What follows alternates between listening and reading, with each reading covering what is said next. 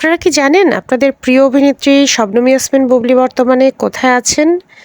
সূত্রের মাধ্যমে যে সংবাদটি পাওয়া গিয়েছে সেটি হলো তিনি বর্তমানে খুলনায় সুন্দরবনে জংলি সিনেমার শুটিংয়ে আছেন এবং তার সাথে আছেন অভিনেতা সিয়াম আহমেদ। আপনারা নিশ্চয়ই এই জুটির কাজ এর আগেও দেখেছেন।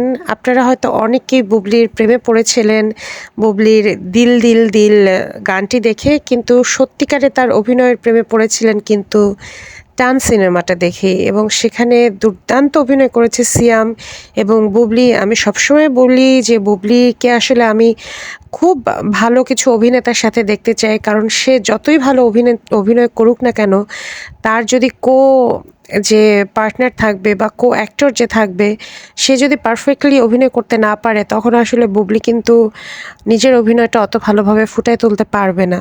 আমি সবসময় চাইতাম যে বুবলী আপু যাতে সিয়াম, রাজ, তারপর হচ্ছে আরিফিন শুভ, এরকম আরও যাদের হচ্ছে মোটামুটি চাহিদা আছে সিনেমা হলে, যাদের ছবি কোনো না কোনো সময় হিট হয়েছে। কিন্তু আমি যদি বলি রোশনের দিক থেকে ব্যবসায়িকভাবে তার সিনেমা কিন্তু ফ্লপ, নীরব। তো যাচাই বাছাই করে আমার মনে হয় বুবলী আপুর এখন তার সঙ্গী বা অ্যাক্টর বা অ্যাক্টর চুজ করা উচিত। ধন্যবাদ।